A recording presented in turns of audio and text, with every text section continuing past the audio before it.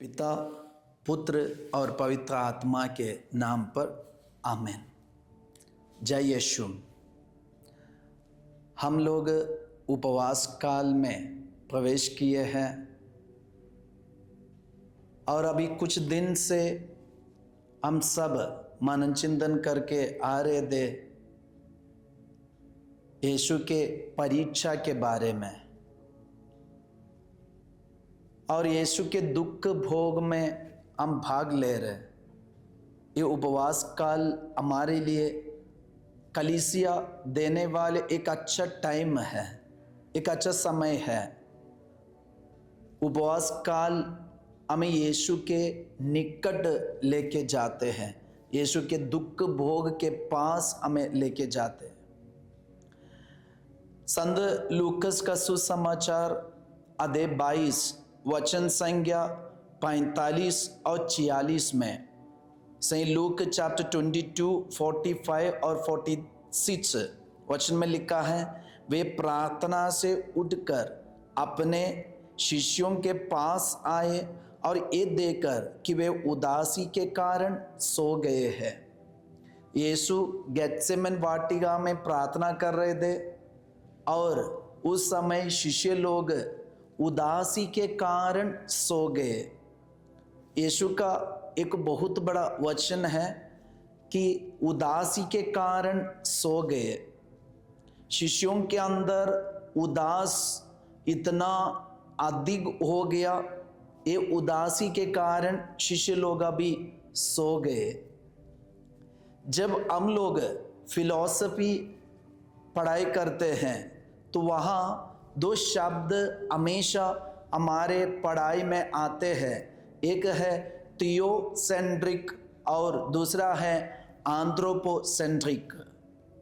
ये थियोसेंट्रिक मतलब ईश्वरीय, ईश्वर केंद्रित, ईश्वर गॉड सेंट्रलाइज्ड, और एंथ्रोपोसेंट्रिक मतलब मानव केंद्रित, मनुष्य से केंद्रित। तो ये दो शब्द, थियोसेंट्रिक मतलब सब कुछ का शोध और सब कुछ ईश्वर से, सब कुछ का कारण ईश्वर, और मनुष्य एंथ्रोपोसेंट्रिक मतलब सब कुछ का शोध मनुष्य है और मनुष्य मानव केंद्रित। तो ये दोनों बात हमें ज़्यादा सुनने को मिलता है। आज यीशु का एक कहना है, वे उदासी के कारण सो गए हैं।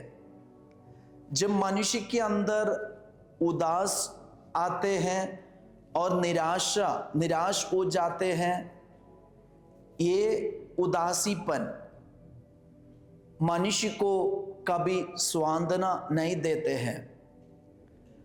जब हम लोग सिर्फ मानव केंद्रित जीवन बिताते हैं तो हमें ये उदासीपन से कभी छुटकारा नहीं मिल सकते।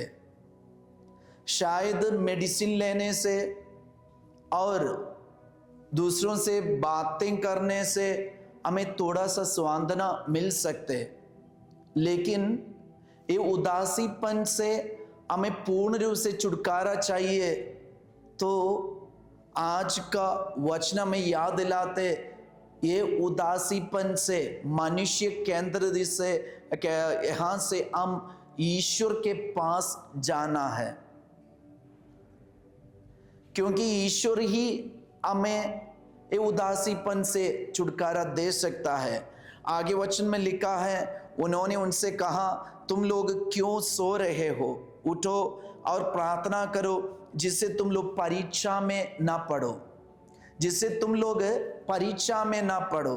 तो ये उदासीपन हमारे जीवन में एक परीक्षा का समय भी है।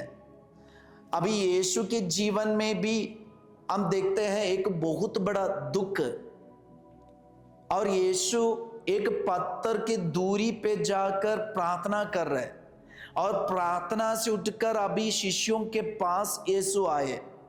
तो यीशु का उदास और यीशु का दुख से यीशु को छुटकारा मिला पिता से बातें करने से।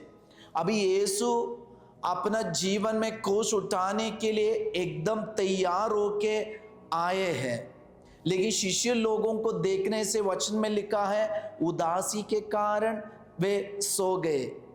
उदासीपन हमें हमेशा नींद में डाल देते, सोए हुए एक जिंदगी में डाल देते, कभी हमें जगाते नहीं और जाकर हम अच्छा कार्य कर नहीं पाते।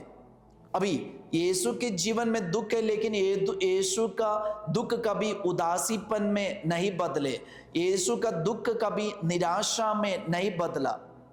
यीशु पिता से बातें किया, वही मार्ग अभी यीशु हमें दिखा रहे, हमसे बोल रहे तुम लोग क्यों सो रहे हो, उठो और प्रार्थना करो जिससे तुम परीक्षा में ना पड़ो।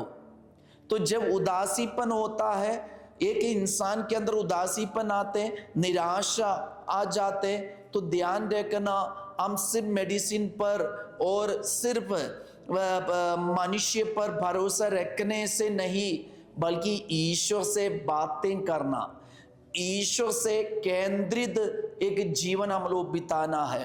तो ये उपवास काल हमें याद दिलाते हैं मनुष्य पर भरोसा छोड़कर ईश्वर पर भरोसा रखने वाले एक जिंदगी हमारे बन जाए, तो हमारे जीवन हमारी जिंदगी ईश्वर पर निर्भर एक जिंदगी बन जाए। ये हमें उपवास काल याद दिलाते, इसलिए स्तोत्र ग्रंथकार हमें याद दिलाते हैं। ये 118 वचन संख्या 8 में वचन में लिखा है मनुष्यों पर भरोसा रखने की अपेक्षा प्रभु की शरण जाना अच्छा है। मनुष्य पर भरोसा रखने की अपेक्षा ईश्वर के शरण पर जाना अच्छा है। प्रिय भाई और बहन, आज हमारे जीवन में हम निराश है, उदासीपन में है, तो आइए ये मनुष्य केंद्रित जीवन से हटकर हम ईश्वर केंद्रित जीवन में हम जाएंगे। यीशु हमसे बोल रहे आप लोग क्यों सो रहे हो, उठकर प्रार्थना करो ताकि आप परीक्षा में ना पड़े। जिन्होंने ये कार्य किया, अपने जीवन के दुख की वेला में ये कार्य किया, पिता से प्रार्थना किया, वही ईश्वर, वही यीशु आज हमारे पास आकर हमसे कहते हैं क्यों सो रहे हो, क्यों निराश होके बैठे हो, क्यों उदासी होके बैठे हो, उठो और जाकर प्रार्थना करने वाले बन जाओ। ये उपवास काल हम प्रार्थना में और ऐसे भले कार्य करने में हम लगे रहे ताकि हम ईश्वर केंद्रित जीवन बिताने वाले बन जाए। यीशु आप सबों को आशीष प्रदान करे। हमारे प्रभु यीशु मसीह कृपा, ईश्वर का प्रेम और पवित्र आत्मा का सहचर्य आप सबको प्राप्त हो। जय यीशु।